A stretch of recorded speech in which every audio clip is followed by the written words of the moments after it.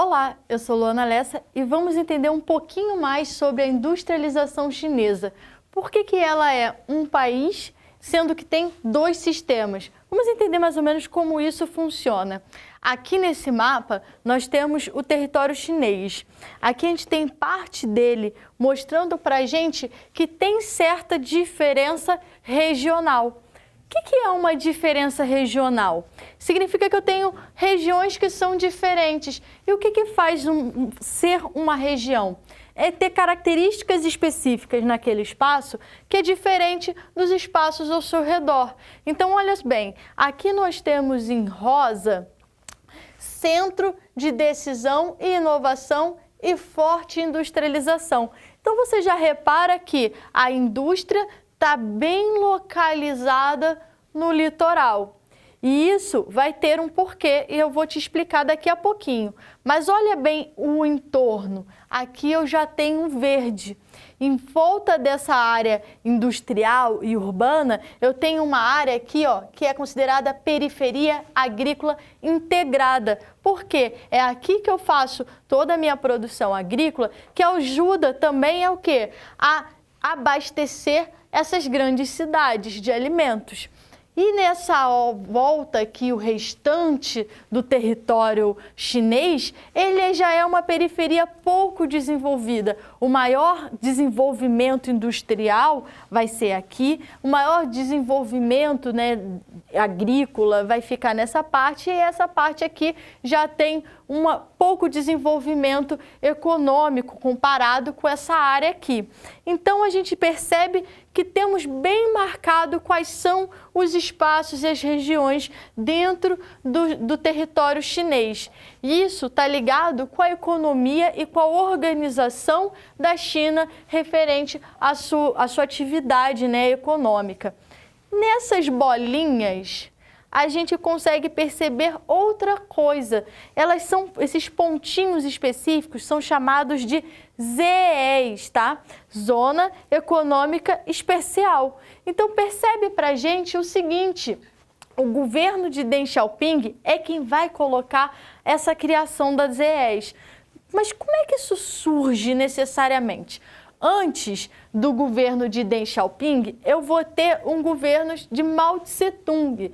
Ele vai ser um grande governante que vai colocar toda uma revolução chinesa e vai ter toda uma problemática ali de fome, de dificuldades, mas ele vai se manter no poder. Após a morte dele, você tem a entrada de outro governante que tem um pouco de olhar mais aberto para o comércio, para a indústria com o restante do mundo, que é quem? Deng Xiaoping.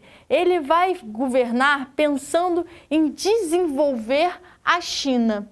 O intuito dele é que a China cresça industrialmente. E ele percebeu o seguinte: como é que ele faz para a China crescer industrialmente?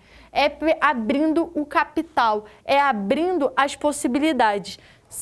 Eles deixaram de ser socialistas, eles eram socialistas ainda no governo de Mao Tse-tung, mas o Deng Xiaoping vai olhar e falar: não dá para manter esse modelo e crescer do jeito que eu quero que cresça. O que eu vou fazer? Eu vou selecionar uma área onde nessa área eu vou abrir o capital. Nessa área pode ter empresa privada. Nessa área, empresas estrangeiras que quiserem fabricar aqui e fiquem à vontade. Nessa área aqui é livre para produção. Por isso que ela é chamada de especial.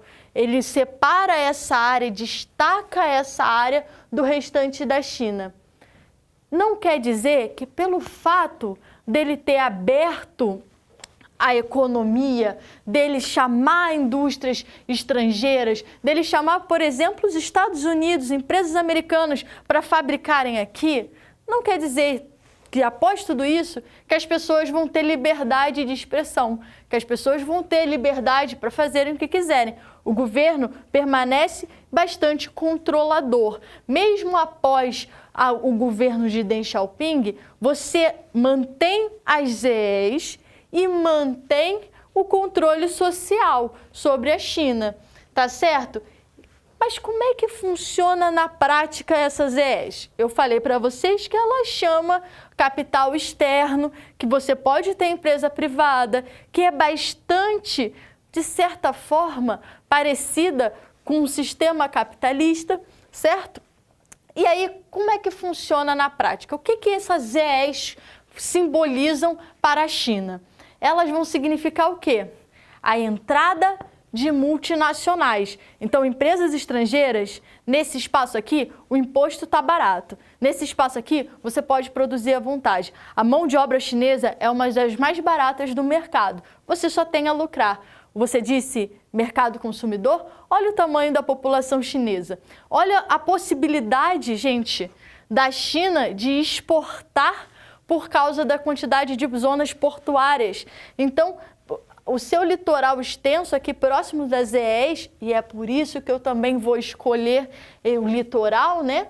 Vai facilitar que você venha aqui, produza à vontade com mão de obra chinesa e possa escoar sua produção. Então, para as multinacionais, isso é muito vantajoso. Eu vou ter também a entrada, né, de uma economia de mercado. Porque, nesse momento, a China está pensando o quê? Em crescer economicamente. E, para isso, ela vai adquirir essa economia de mercado. O que é isso na prática, né? Eu vou criar livre circulação de mercadorias, eu vou estimular, na verdade, compra e venda, produção industrial, eu vou auxiliar o quê? Mercado estrangeiro, fazer ligações econômicas, eu vou cada vez mais atuar com o intuito de uma estratégia capitalista de controle e domínio de produção, voltado para o mercado. A minha produção é pensando em produzir o máximo possível, para consumir o máximo possível e para que os produtos chineses dominem o mercado por serem baratos e competitivos no mercado. Esse é um olhar bastante capitalista dentro da China. A China vai fazer, para conseguir isso aqui, ela precisa fazer abertura comercial. Lembra quando eu falei que Deng Xiaoping vai inclusive conversar com os Estados Unidos? Meus queridos, se vocês quiserem colocar suas empresas, suas fábricas aqui tem mão de obra barata, incentivos fiscais, fácil navegabilidade para escoar a produção. Aqui é perfeito para você produzir barato e lucrar bastante. Então, essa abertura comercial é fundamental para o crescimento industrial chinês. A gente vai ter esses fatos todos que eu coloquei para vocês como sendo os nossos fatores locacionais importantes, né? Mão de obra barata, localização, tudo isso é considerado fatores locacionais. E essa palavrinha aqui, ó, essa é a grande sacada, porque se chama joint venture. O que é uma joint venture? É uma associação entre empresas. Então, muitas empresas multinacionais vão se associar a empresas chinesas e essa associação é benéfica para as empresas chinesas que acabam aprendendo um pouco com as empresas multinacionais e acabam melhorando a sua produção e cada vez mais adquirindo tecnologia, certo? E isso faz com que as empresas chinesas comecem a crescer e poder também competir no mercado. Toda essa conjuntura faz da China uma gigante econômica que vimos hoje, porque essa China antiga, muito ligada com a agricultura, percebe que se ela quiser melhorar a sua economia, ela precisa dominar a industrialização. E para crescer industrialmente, uma receita que Deng Xiaoping utilizou foi justamente as ZEs, tá? E aí, gente, no final das contas, com todas essas estratégias econômicas muito capitalistas, a China, ela é um socialismo? É aqui que nós vamos falar sobre dois sistemas, porque a China é considerada um socialismo de mercado, porque ela vai ter práticas econômicas, né, voltadas para o mercado. Mas na prática, isso não é bem um socialismo. Embora eu tenha controle social bastante forte, que eu tenha um Estado bastante presente, forte, ela, na verdade, tem práticas econômicas muito capitalistas E as práticas econômicas delas têm feito que as classes sociais tenham aumentado a sua diferença uma em relação à outra. E isso não é uma estratégia socialista, tá? O socialismo visa diminuir as diferenças de classes sociais. Então, na prática, o que é isso? É um capitalismo de Estado, né?